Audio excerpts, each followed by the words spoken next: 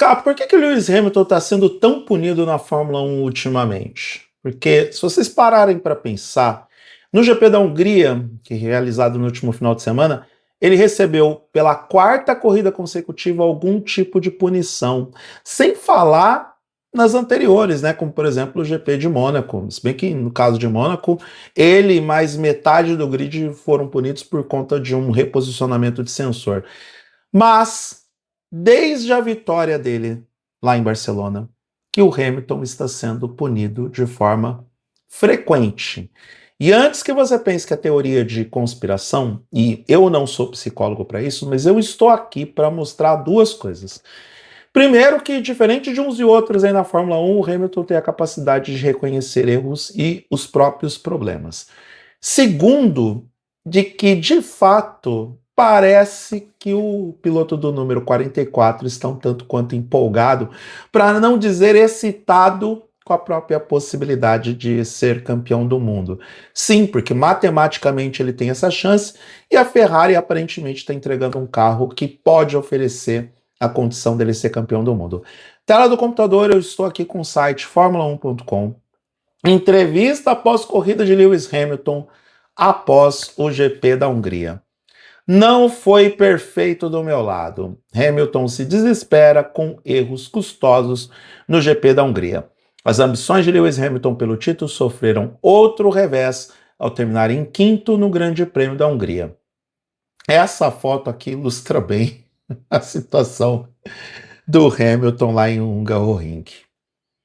Tantos problemas geram dor de cabeça em qualquer piloto, e Lewis Hamilton mostra que é humano nessas horas. Aliás, não só isso, não só os erros que ele cometeu, não só as punições que ele vem recebendo, mas principalmente ele tendo um revival de 2021. E, gente, eu tenho a minha opinião sobre tudo o que aconteceu em Abu Dhabi 2021.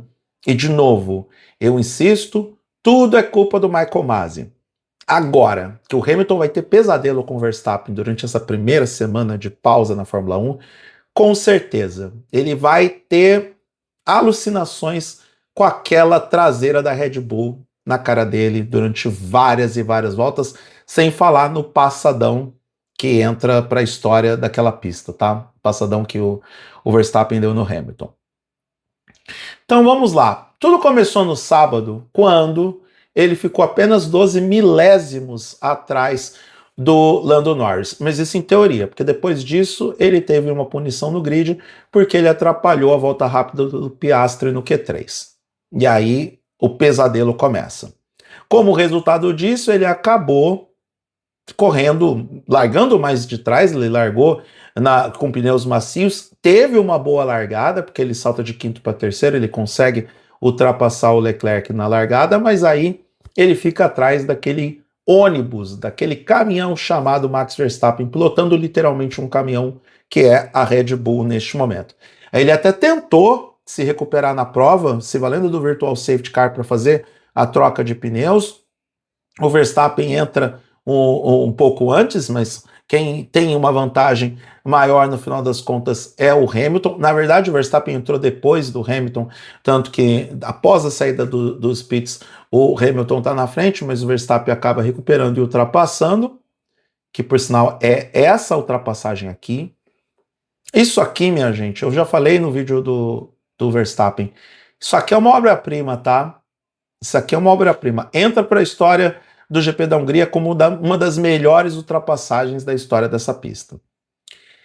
E aí, todos os esforços do Hamilton em tentar se manter numa posição, na quarta posição, foram arruinados por uma penalidade de 5 segundos por excesso de velocidade nos boxes, e o Charles Leclerc, com isso, herda a quarta posição e o Hamilton cai para quinto.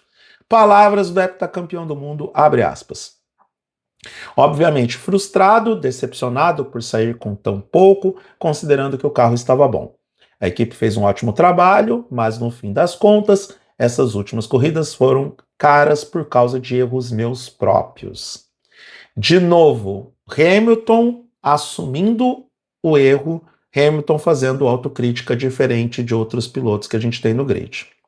Aí ele complementa sobre a primeira metade da temporada, ele fala o seguinte: tem sido razoável, não tem sido perfeito do meu lado, então preciso me esforçar muito para descobrir como posso melhorar na segunda metade da temporada. Leclerc também ficou desanimado, já que a Ferrari não conseguiu aproveitar as suas promessas iniciais, mas enfim, que tem a disputa do Hamilton com o Leclerc. O Leclerc, que é outro perdedor parcial do GP da Hungria, porque foi ultrapassado logo de cara, depois chegou a dizer no rádio que estava com ritmo melhor, para que deixassem ele passar o Hamilton, e no final das contas isso nunca aconteceu. Não que o Leclerc tenha feito uma corrida horrorosa, mas ficou aquém das últimas provas, onde ele chegou até a vencer. Aí tem as aspas do Leclerc sobre isso, vou até falar de forma breve apenas para completar o contexto aqui. O Leclerc refletindo sobre a primeira volta. Abre aspas. Eu sabia que era um momento crítico da corrida e, infelizmente, fiz o procedimento certo, mas por algum motivo. Todos nós ajustamos as configurações do carro em um certo lugar para a aderência que esperamos, e por algum motivo que precisamos analisar, superestimamos a aderência que havia por dentro. Sabíamos que havia diferença entre direita e esquerda, mas era mais do que esperávamos. Precisamos entender. Sexta-feira foi particularmente positiva, mas acho que a Mercedes está usando modos de motor muito baixos e parecia estar ganhando muito desempenho. Essas são as palavras do Leclerc. Voltando a falar do Hamilton. Olha, tem um lado positivo de tudo isso, na minha opinião. Hamilton voltou a ter sangue nos olhos, voltou a ficar animado, aquele Hamilton depressivo, cabisbaixo e totalmente desamparado do ano passado desapareceu. E eu acredito que esses erros que o Hamilton vem cometendo nas últimas provas, que vem gerando punições, muitas punições, as últimas 4 corridas ele foi punido por erros que ele cometeu, com exceção da prova na última prova antes da Hungria, onde o problema foi do mecânico na troca de pneus, e aí não teve punição para o piloto britânico. Eu acho que esses erros aparecem pela empolgação. O Hamilton recuperou quem ele era a partir do momento que ele teve um carro competitivo. O Hamilton voltou a ser aquele piloto que está buscando vitórias, está disputando campeonatos, querendo ou não, gostem vocês ou não, para alguns de vocês que diziam que o Hamilton estava aposentado, ele está a 50 pontos do Andrea Kimi Antonelli.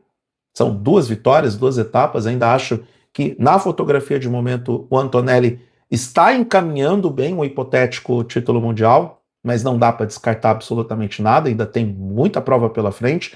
Então, goste você ou não, o Hamilton está disputando o título. Para quem no ano passado era dado como fracassado, farsa e aposentado, está a pelo menos 138 a 169, pelo menos 31 pontos na frente do seu companheiro de equipe. É um ótimo negócio, tá? É um ótimo negócio. E aí é natural que venha um certo ímpeto a mais, uma certa ansiedade a mais, uma vontade a mais de acelerar e acertar que antes não estava. Ainda acho que aquela situação com o Verstappen foi muita habilidade do Verstappen, porque, caramba, de novo, eu vou voltar a página aqui. Isso aqui para mim é uma obra-prima, tá? Essa ultrapassagem para mim é obra-prima, mas também é o Hamilton tentando administrar de alguma forma esse momento, porque ele sabe que dentro desse contexto, quem tem mais a perder é ele, não o Verstappen. Querendo ou não, ele ainda pode conquistar o título, ele quer conquistar o 8º título mundial. Então, desde já, como piloto experiente, como piloto que já passou por isso tantas e tantas vezes, ele começa a fazer o trabalho de administração de danos.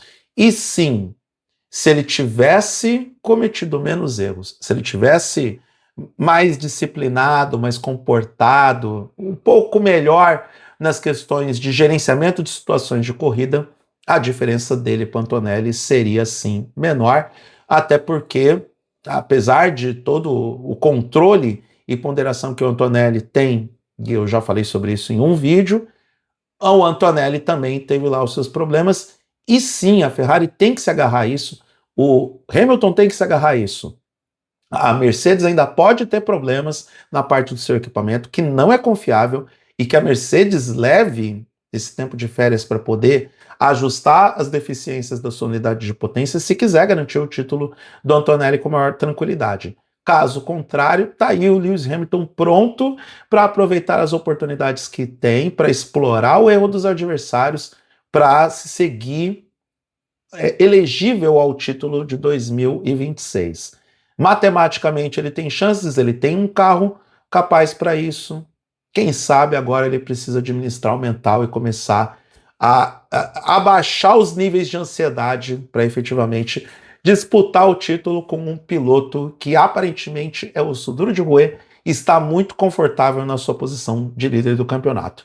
A boa notícia é que a maturidade dá para Lewis Hamilton a consciência de assumir erros, e alguns pilotos do grid precisam entender isso rapidamente se querem disputar o título contra ele e o Antonelli.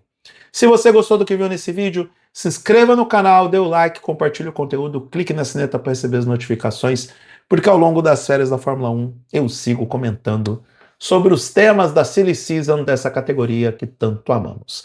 Eu sou Eduardo Moreira, agradeço a atenção até aqui, um grande abraço para todo mundo e até a próxima.